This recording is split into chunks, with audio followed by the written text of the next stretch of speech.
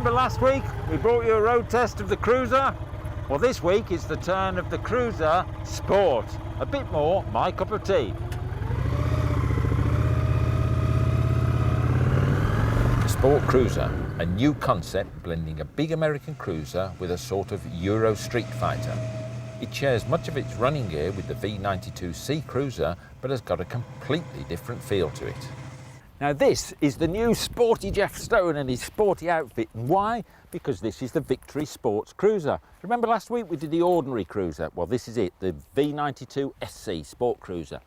Basically the same engine, another 10 brake horsepower, but it's air and oil cooled, hence you've got the fins here. Visually it's very different because it's got a twin exhaust, 2-into-1, into that massive single silencer at the back. But when you move up to the front, another difference, these absolutely massive fork stanchions. They're 50mm in diameter, that's 2 inches. It's something a scaffolder would be proud of. And coming down here to the front wheel, up an inch. It might not seem a lot, but visually it is. It makes them look much bigger. 17-inch wheels, better choice of tyres, twin discs, Brembo calipers. It's a sporty bike. All right, it's not that sporty, but it's these changes that alter its character. It rides slightly higher and handles sharper thanks to the bigger wheels. Performance-wise, that extra 10 brake horsepower and a less restrictive exhaust, coupled to the same tree-pulling stomp of its cousin Cruiser, makes it feel a completely different bike. Okay, the sun's out again. It's time for jackets off, because it's that sort of weather. Interestingly, while I take this off, this is a Victory jacket, and in there is a whole exploded diagram of the engine components. Very, very useful. Well, very interesting to me, being a bit of an anorak. But anyway, on the floor it goes. Sitting on the bike, again, it's got that same low seat height, but it's also still a hefty bike, 286 kilos, so it's no lightweight. Shade lighter than the ordinary cruiser, but nevertheless pretty chunky. But what you've got here with these lower bars, still spread out, but they're lower, more pulled back.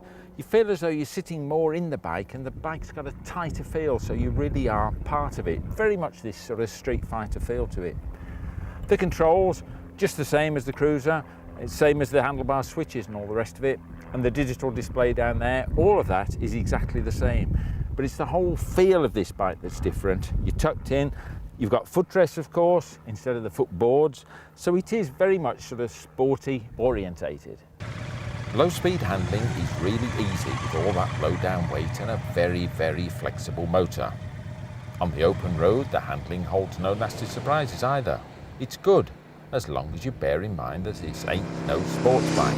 Well, not in the Euro mould anyway. It's nearer to a V-Max than a Mad Max. No knee downs, but it's a punchy performer in its own brutish way. Respect is its watchword.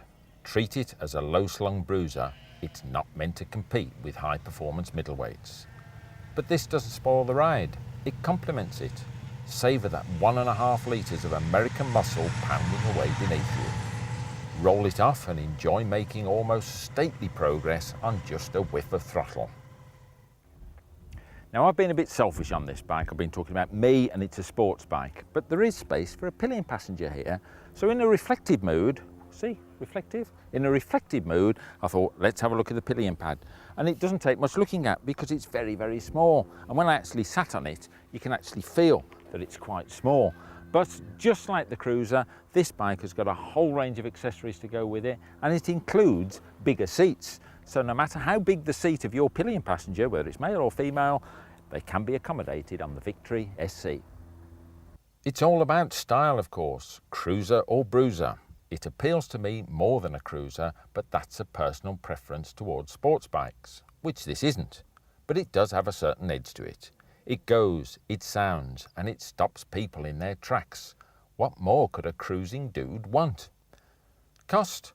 It'll cost you £11,995 on the road, and it's coming to a dealer near you soon. Watch the Bike Press for the latest details.